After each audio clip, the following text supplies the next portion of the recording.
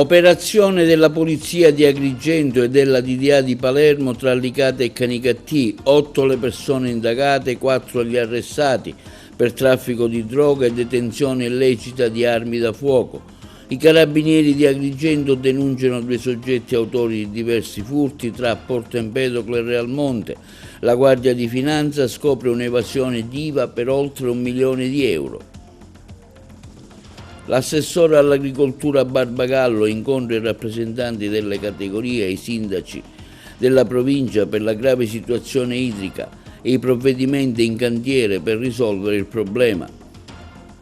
Terzo appuntamento del progetto Via degli Aromi a casa di Odoros, incontro con Fabio Culotta, si è discusso degli aromi in cucina.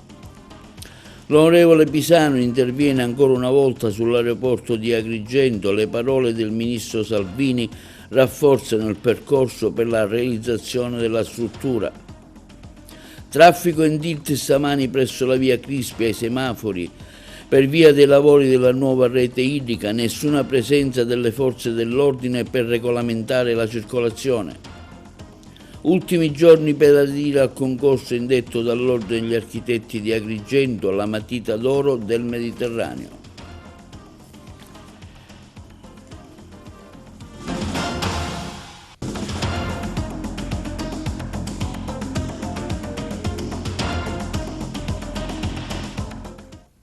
Buongiorno, benvenuti col nuovo appuntamento del nostro TV Notizie, oggi 18 luglio venerdì. Sono 8 gli indagati nell'ambito dell'inchiesta della DDA di Palermo e della squadra mobile di Agrigento che ha interessato Licata e Canicattì, 4 persone, tutte di Licata, arrestate. Sono 8 gli indagati nell'ambito dell'inchiesta della DDA di Palermo, della squadra mobile di Agrigento, 4 persone, tutte di Licata, sono state arrestate. In carcere sono finiti Domenico Cusumano, il figlio Rosario, con l'accusa di detenzione illegale di armi, Carmelo Marino per detenzione di droga ai fini di spaccio. Dopo le formalità di rito sono stati accompagnati alla casa circondariale Pasquale Di Lorenzo. L'uscita della questura verso le ore 23 di ieri sera alla presenza del capo della mobile Vincenzo Perta e del suo vice Andrea Palermo. Ai domiciliari sono andati il fratello Giacomo Marino, trovati in possesso di sostanze stupefacenti. 3 dei 4 sono indagati anche per l'ipotesi di reato di associazione mafiosa. Non lo è Giacomo Marino. Nel procedimento che ipotizza l'esistenza di traffico di droga e di armi ci sono anche altri 4 indagati a piede libero, tra cui una donna, Serena Gambino, di Licata, Giovanni Angelo Santamaria di Licata, Carmelo Antonio Gueri di Licata, Diego Bordonaro di Canicattì. I 2 Cusumano, entrambi pastori, così come tutti gli altri indagati, sono stati sottoposti a delle perquisizioni. I poliziotti sono intervenuti anche con delle ruspe per scavare nei terreni, hanno rinvenuto pistole, fucili, carabine, polvere da sparo, numerose munizioni e denaro in contanti. A padre e figlio viene contestato anche il 416 bis. L'inchiesta ipotizza l'esistenza di un'associazione a delinquere finalizzata al traffico di armi e droga, ma anche di minacce e atti intimidatori. I fratelli Marino, che hanno nominato quale loro legale l'avvocato Lombardo, sono stati invece trovati in possesso di droga. Al 45enne Carmelo è stata addebitata la droga rinvenuta nella stanza dei contatori Enel, un'area condominiale della palazzina del quartiere Bronx di Licata, dove attualmente vive. Gli agenti hanno sequestrato 3 kg di hashish, poco meno di 300 grammi di cocaina. Il 54enne Giacomo aveva circa 140 grammi di marijuana. Il blitz è scattato all'alba con il coordinamento dei magistrati della DDA antimafia di Palermo in un'inchiesta sfociata con una raffica di perquisizione a tappeto da parte degli agenti della squadra mobile di Agrigento tra Licata e Canicattì. A Canicattì i poliziotti della mobile ad un 33enne incensurato hanno trovato nella sua disponibilità e di 2 suoi familiari 3 auto risultate rubate. Tutti sono stati denunciati a piede libero per il reato di ricettazione. E i carabinieri della stazione di Porto Empedocle hanno deferito alla Procura della Repubblica di Agrigento 2 uomini di 44 anni residenti a Palma di Montechiaro, ritenuti responsabili di una serie di furti e danni di esercizi commerciali nei comuni di Porto Empedocle e Realmonte. Il nostro servizio. I carabinieri della stazione di Porto Empedocle hanno deferito alla Procura della Repubblica di Agrigento 2 uomini di 44 anni, entrambi residenti a Palma di Montechiaro, ritenuti responsabili di una serie di furti ai danni di esercizi commerciali ubicati nei comuni di Porto Empedocle e Realmonte. L'attività investigativa dei carabinieri avviata nei mesi scorsi, condotta anche mediante l'analisi delle immagini di videosorveglianza, ha consentito dapprima di risalire all'autovettura utilizzata per commettere i reati, successivamente identificare i presunti autori, i quali nelle ore notturne si introducevano all'interno di piccoli negozi per asportare via la merce e il denaro contante. Nel corso delle perquisizioni domiciliari effettuate con il supporto dei militari della stazione di Palma di Montechiaro sono stati rinvenuti numerosi oggetti in ceramica e un binocolo, risultati provenendo di almeno 3 episodi commessi tra maggio e giugno. La refurtiva è stata sottoposta a sequestro e sarà restituita ai legittimi proprietari al termine degli accertamenti. L'attività è stata coordinata dalla Procura della Repubblica di Agrigento. Prosegue per verificare eventuali collegamenti degli indagati con altri furti fatti lungo il litorale agrigentino. L'operato dell'Arma rappresenta un importante segnale nel contrasto ai reati predatori che ledono il tessuto economico locale, compromettendo la percezione di sicurezza dei cittadini. Ammontano oltre 1 milione di euro gli omessi versamenti IVA scoperti dalla Guardia di Finanza di Siracusa, che ha sequestrato conti correnti, immobili e autovetture e servizio. Ammontano oltre 1 milione di euro gli omessi versamenti dell'IVA scoperti dalla Guardia di Finanza di Siracusa, che ha sequestrato conti correnti, immobili e autovetture nei confronti di un imprenditore di Carlentini sulla scorta di specifico decreto emesso dal locale tribunale su richiesta della Procura della Repubblica siracusana. Le indagini svolte dalla Fiamme Gialle della compagnia di Augusta hanno consentito di accertare che la ditta individuale destinataria del provvedimento cautelare operante nel settore della vigilanza privata non ha versato l'imposta sul valore aggiunto relativa agli anni che andavano dal 2017 al 2023, secondo quanto previsto dalle dichiarazioni fiscali presentate.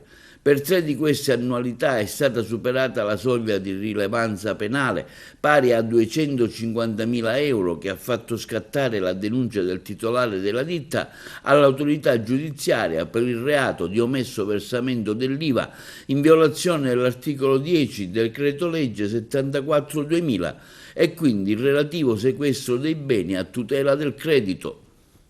La strada di Punta Bianca che porta alle spiagge e al costone di Marna Bianca è stata ripristinata dopo la nostra segnalazione, afferma l'associazione ambientalista Mare Amico di Agrigento. Il consorzio di bonifica, che ringraziamo, ha provveduto al ripristino della strada danneggiata per via di una rottura di un tubo della condotta idrica.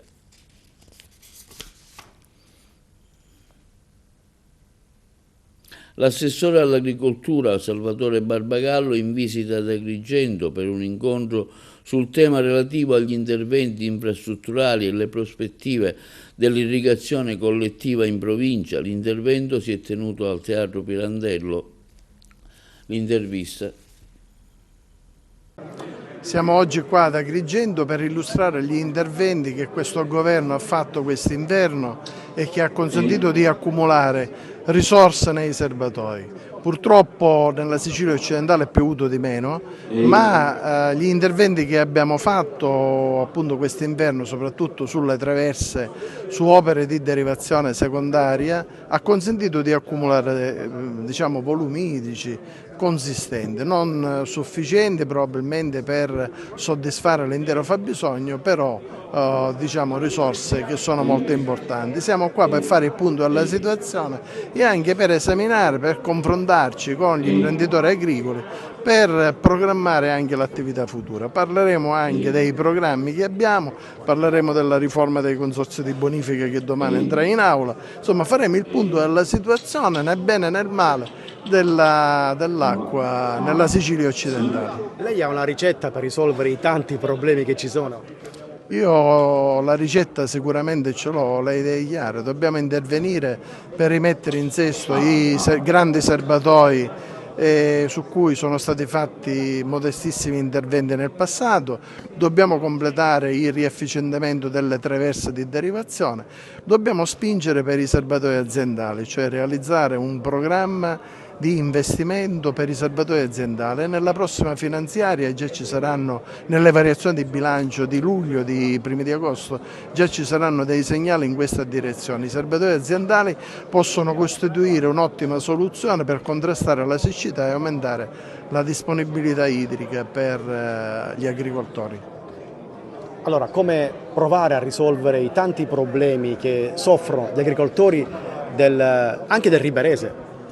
Ma io direi soprattutto del Riberese, il nostro comprensorio che sta soffrendo per il secondo anno consecutivo la crisi idrica per uso irriguo ed è dall'anno scorso che si propongono delle potenziali soluzioni al problema. Il fatto che ci sono tanti annunci, ci sono le risorse, ma si continua ad avere carenza di acqua, i nostri agrumeti sono stressati da questa siccità, si rischia che molti impianti vadano in malora. Questo è il dramma che sta vivendo il comprensorio del Riberese anche quest'anno.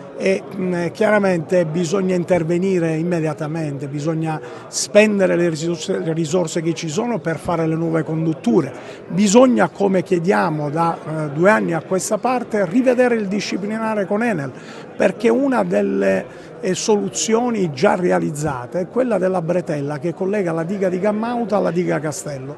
Bisogna fare in modo, con una nuova convenzione da sottoscrivere con Enel, la Regione Siciliana e Consorzio di Bonifica, prevedere che dal mese di ottobre a marzo-aprile successivo l'acqua venga dirottata attraverso questa bretella per caduta, quindi senza costi di energia elettrica o di pompaggio alcuno, nella diga Castello, così che si possa accumulare quanto più acqua possibile in quell'invaso, che è l'unico invaso che serve il nostro comprensorio, l'areale riberese, e quindi i nostri frutteti e i nostri agrumeti. Dopodiché abbiamo fatto le proposte per dei sollevamenti che già esistevano da ripristinare, perché negli anni sono stati trascurati, abbandonati e vandalizzati, però sono passati 2 anni, di tutto ciò ancora nulla. Sicuramente ci sono dei progetti a medio e a lungo termine che potranno aiutarci, ma se non si interviene nell'immediato e subito rischiamo di perdere tutto e le opere che potranno essere realizzate fra qualche anno potranno servire a niente. Terzo appuntamento ieri del progetto La Via degli Aromi, che si è svolto a casa di Odoros sulla valorizzazione degli aromi in cucina. Ospite Fabio Culotta, esperto in cucina naturale, che ha interagito con Salvatore Nocera Bracco ed Emanuele Gionfriddo, coordinatore dell'iniziativa. Noi abbiamo seguito l'evento. Emanuele Gionfriddo, nuovo appuntamento con la Via degli Aromi. Oggi a casa di Odoros si parlerà degli aromi in cucina con l'intervento di Fabio Culotta, esperto in cucina naturale e valorizzazione del territorio. A seguire non so cookie. Sì, oggi è un grande appuntamento, finalmente siamo al terzo appuntamento, è una cosa simpatica viverlo in questo luogo meraviglioso dove uno ha veramente la capacità di trovare se stesso, di ritrovare anche i vecchi ricordi e ricordare anche che questo luogo meraviglioso ancora oggi conserva quelli che sono alcuni aromi come i capperi, la nibitella, un po' di menta, un po' di rosmarino, quindi tutte cose che in qualche modo quando vengono trasformate da erbe in cibi alimentari ci fanno veramente ricordare qualcosa del passato e pensare che il cibo non è solo qualcosa che mettiamo in bocca, è qualcosa che riguarda appunto la nostra tradizione, anche la nostra cultura. Direi che tutto quello che noi mangiamo è quello che noi siamo e quindi in questo luogo meraviglioso ci saranno molti ricordi, che ognuno ritornerà ai suoi vecchi ricordi probabilmente di quando era ancora bambino. Siamo al terzo appuntamento, il quarto sarà ad agosto. Ecco, possiamo fare già un piccolo congiuntivo di questi 3 appuntamenti? Direi di sì, siamo molto soddisfatti per la presenza della cittadinanza e la qualità delle persone che sono intervenute, oltre alla presenza dell'illustre signor Prefetto, che ci ha onorato e ci onorerà anche questa serata. Direi che il prossimo appuntamento è un appuntamento bellissimo perché lo viene fatto appunto nel giardino della chiesa di Agrigento, della cattedrale di Agrigento, e sarà anche questo una serata magica perché vedremo l'uso delle erbe negli anni nella medicina e quindi troveremo sempre un riscontro alle cose piccole, alle cose della natura, ma che diventano grandi perché fanno parte della vita di ognuno di noi nella quotidianità. È un progetto particolarmente bello, originale, che prevede 5 tappe. Questa è la terza tappa, che appunto vuole valorizzare l'aspetto appunto delle piante, del benessere, della biodiversità, e quindi ha una duplice finalità, quella di far conoscere appunto le varie applicazioni che possono avere queste erbe aromatiche, queste piante, valorizzarne il loro utilizzo. E quindi è una cosa che ha, secondo me, un valore oltre che bello da sentire, da vedere. Oggi è proprio dedicata alla cucina, quindi è un aspetto ancora più affascinante, ma appunto dà il segno della natura, il tornare alla natura. Voi sapete che noi abbiamo i 4 progetti che sono ispirati ai 4 elementi di Empedocle, e l'elemento della terra è uno degli elementi ispiratori di alcuni dei nostri progetti al dossier. Tra l'altro in una location particolare è quella della Valle dei Templi, con i prodotti di Odoros che vengono valorizzati proprio nel territorio della valle.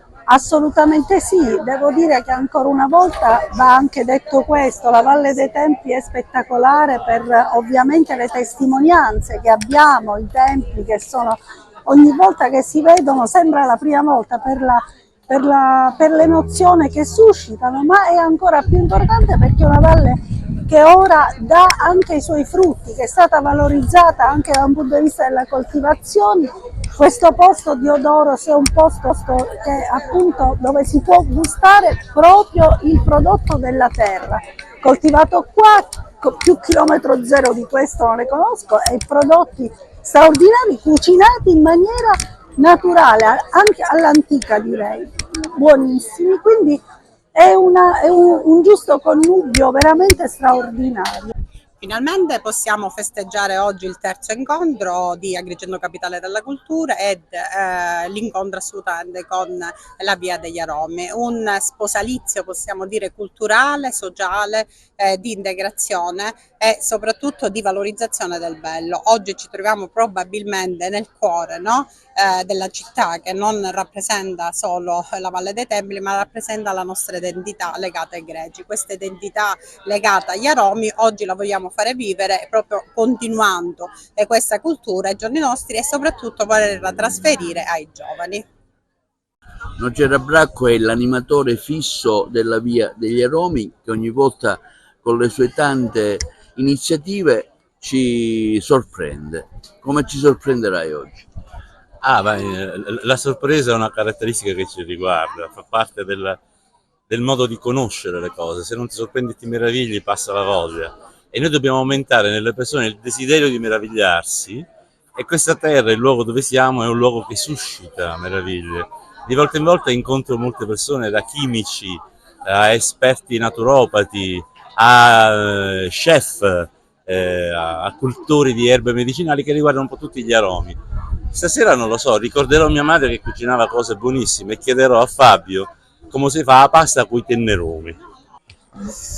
Fabio Culotta, tu sarai il relatore del terzo appuntamento delle Aromi qui a casa di Odoros, dove illustrerai anche i prodotti che voi usate per l'accoglienza turistica e enogastronomica che fate solitamente qui alla Valle dei Templi.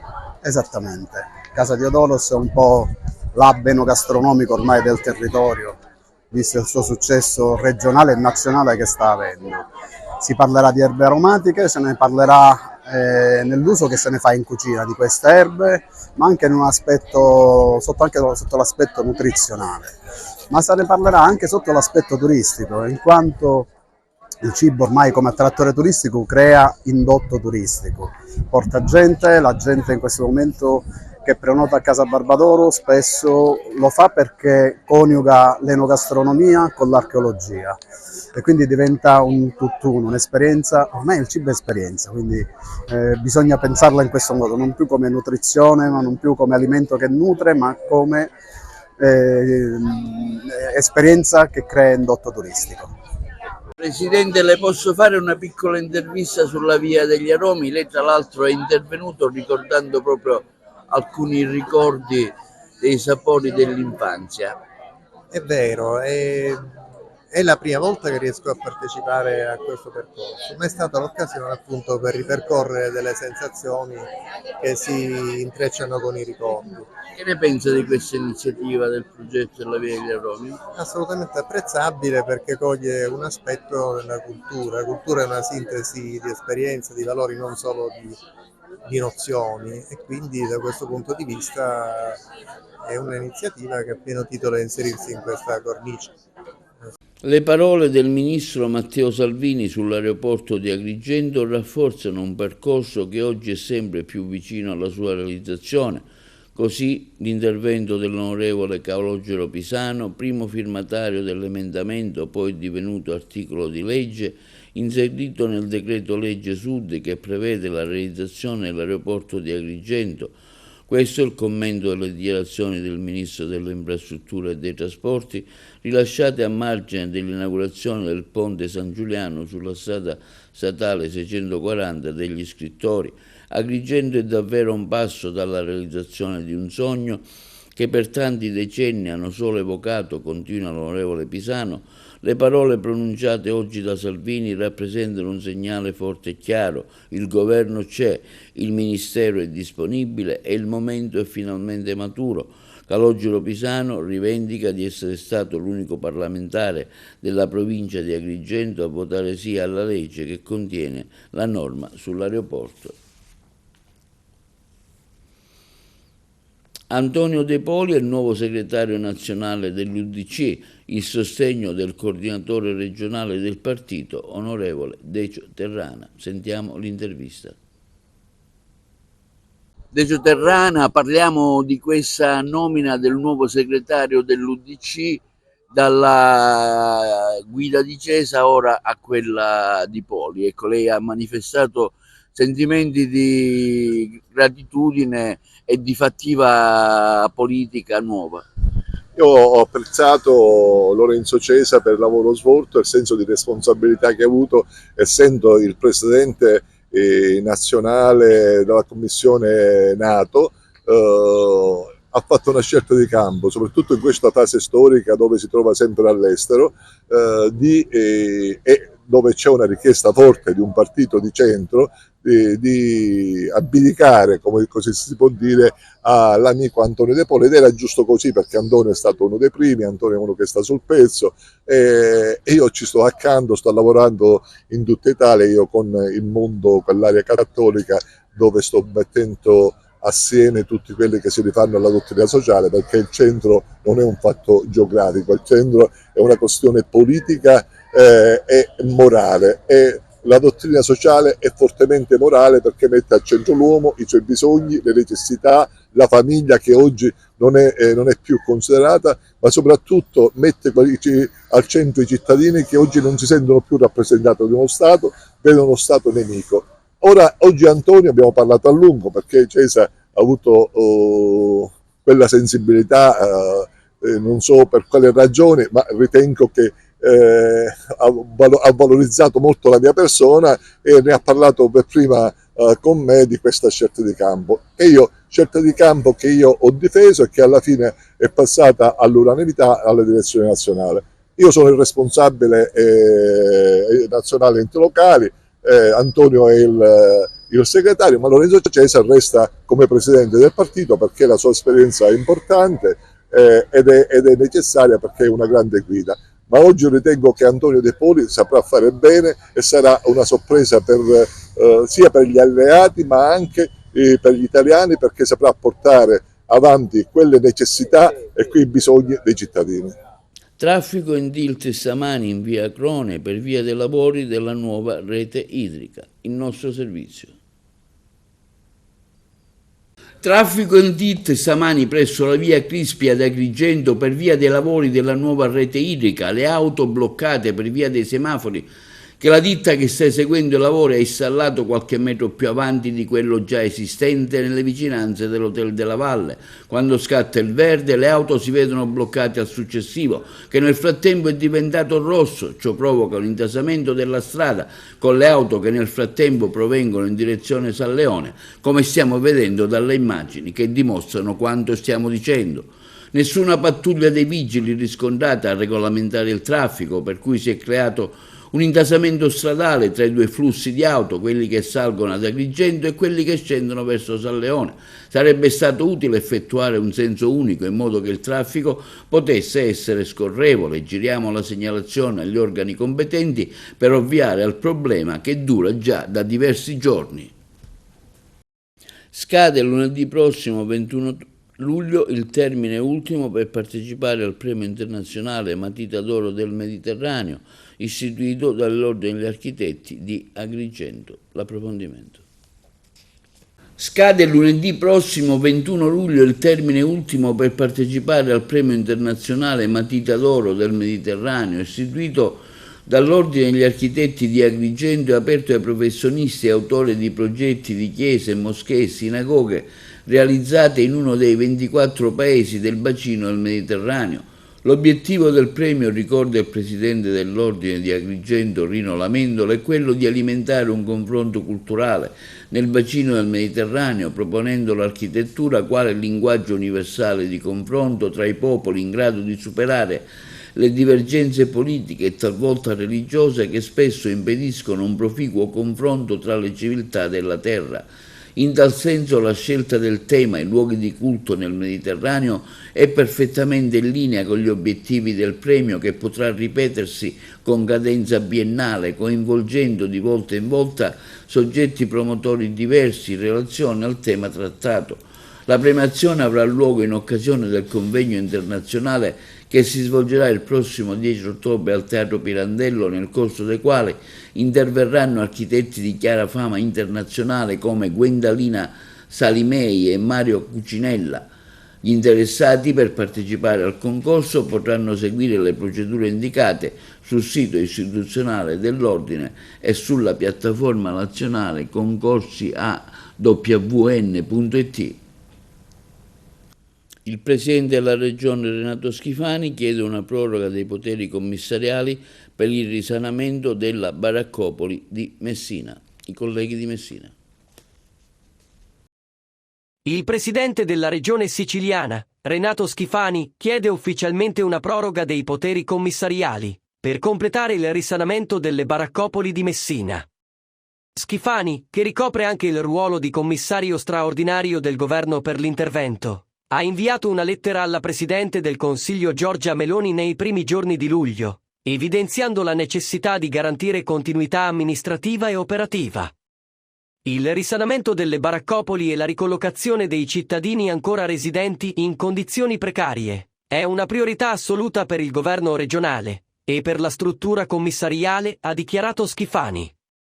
Il confronto con Roma è costante e proficuo, con l'obiettivo di chiudere una ferita storica per la città e per i suoi abitanti, che meritano un alloggio dignitoso. Il Presidente ha sottolineato i risultati già raggiunti in termini di demolizioni, avvio di cantieri e nuove soluzioni abitative, ma ha ribadito che servono ulteriori strumenti per concludere il lavoro. Permangono criticità logistiche, amministrative e progettuali. Per questo ho chiesto di estendere la durata della struttura commissariale. Nel dettaglio, la proroga serve a completare il ricollocamento di oltre 1.600 famiglie ancora residenti in aree degradate, portare avanti i programmi di housing sociale e rigenerazione urbana già finanziati, e prevenire il rischio di interruzione degli interventi o dispersione delle risorse stanziate. Intanto, il Ministro per gli Affari Europei, il PNRR e le politiche di coesione, Tommaso Foti, ha risposto positivamente alla richiesta inviata da Schifani lo scorso 8 maggio. Il Ministero ha confermato la disponibilità ad avviare un percorso di coprogettazione per definire una strategia condivisa, ottimizzare l'uso delle risorse e accelerare le demolizioni, nel rispetto dei tempi previsti dalle norme. Ringrazio il presidente Meloni e il ministro Foti, ha concluso Schifani, per la sensibilità dimostrata su questa vicenda e per il supporto concreto al lavoro della struttura commissariale. Linea alla regia per la pubblicità. Visita ieri della Commissione regionale antimafia presieduta dall'onorevole Antonello Cracolici a Trapani presso la prefettura per proseguire la mappatura sullo stato della criminalità organizzata in Sicilia, diversi gli incontri effettuati con i vertici delle istituzioni. I colleghi di Trapani ce ne parlano meglio. Abbiamo una funzione, a mio avviso, che è quella di non solo di tenere alta la sensibilità su queste questioni, su questi temi, ma di costruire anche le condizioni per alzare il livello della risposta sociale, che io chiamo reputazionale, per sconfiggere le organizzazioni mafiose.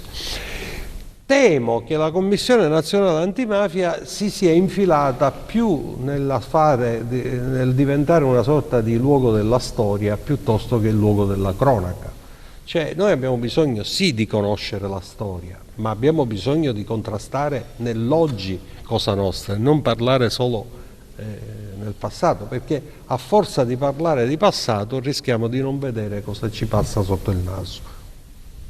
Intanto ringraziamo la Commissione per l'attenzione che ha rivolto al territorio, è stata anche l'occasione per fare un punto sull'attività che viene svolta dalla Prefettura d'intesa con le forze dell'ordine e anche con l'autorità giudiziaria.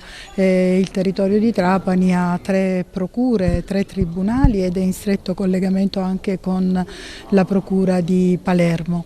Le operazioni giudiziarie hanno attivato una serie di attività anche di prevenzione che svolgiamo proprio a tutela dell'economia legale per prevenire eventuali infiltrazioni. Questo lo facciamo attraverso l'adozione di provvedimenti interdittivi antimafia o anche l'attivazione di articoli 94 bis di collaborazione con le aziende che vengono monitorate e anche attraverso il monitoraggio dei comuni che vengono appunto sollecitati a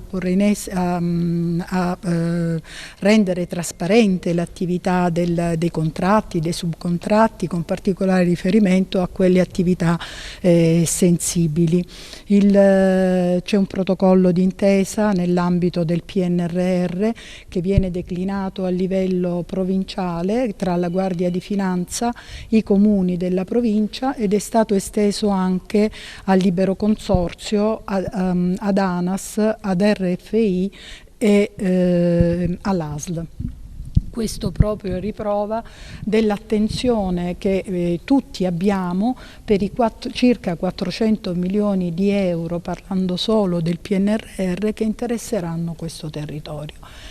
Quindi l'attenzione è estremamente alta e l'attività che noi poniamo anche a supporto delle pubbliche amministrazioni che sono coinvolte in questa attività di responsabilizzazione al pari delle associazioni di categoria e delle organizzazioni sindacali. Un'economia sana deve passare anche dalla regolarità dei contratti, da un impiego corretto della manodopera. Via libera alla seconda finestra dell'avviso 7 2023 che destina 61,6 milioni di euro del Fondo Sociale Europeo plus 21-27 all'aggiornamento del catalogo regionale dell'offerta formativa e alla formazione professionale dei disoccupati e persone inattive residenti in Sicilia.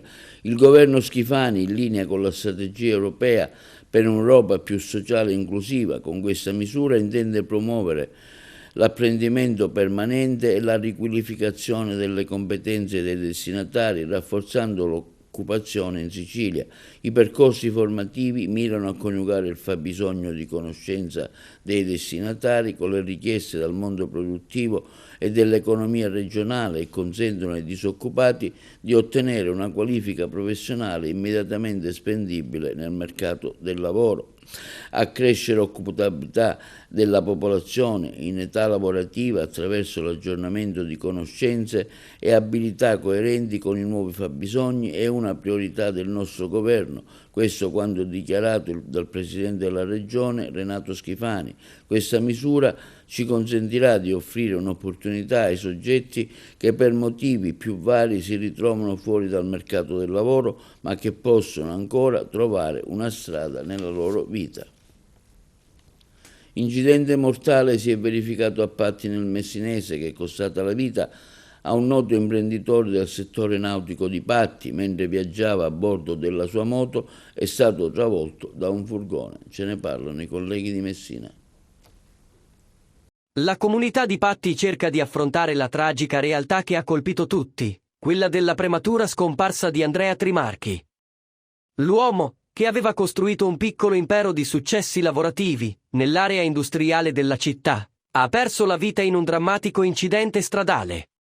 Era alla guida di una moto quando si è verificato lo schianto fatale con un furgone Fiat Doblò, utilizzato per il trasporto di farmaci. Nonostante i disperati interventi del personale del 118, Andrea è spirato sul luogo dell'impatto, prima che fosse possibile trasferirlo in ospedale. Al momento, la salma è custodita al Policlinico di Messina per l'esame autoptico, mentre le autorità stanno indagando sulla dinamica dello scontro per chiarire ogni aspetto. Secondo i primi rilievi, entrambi i veicoli percorrevano la stessa direzione quando è avvenuto il violento urto. I mezzi coinvolti sono stati sottoposti a sequestro da parte della Procura di Patti e sono in corso gli accertamenti sul conducente del furgone, un 56enne originario di Montalbano e Licona. L'uomo, sottoposto a test immediati, è ufficialmente indagato per omicidio stradale. E questo è tutto per TV Notizie di oggi. Vi ricordiamo che i nostri programmi si possono vedere in tutta Italia sul canale 268 del digitale terrestre per chi ha le smart TV, in streaming sul sito www.televideoagrigento.tv e il telegiornale sul canale 93 di Video Sicilia alle 15 e alle 20 con replica la mattina alle 9. Inoltre i nostri servizi si possono visionare sul canale YouTube di TVA Televideo Agrigento. E questo è tutto per oggi e vi auguriamo una buona serata.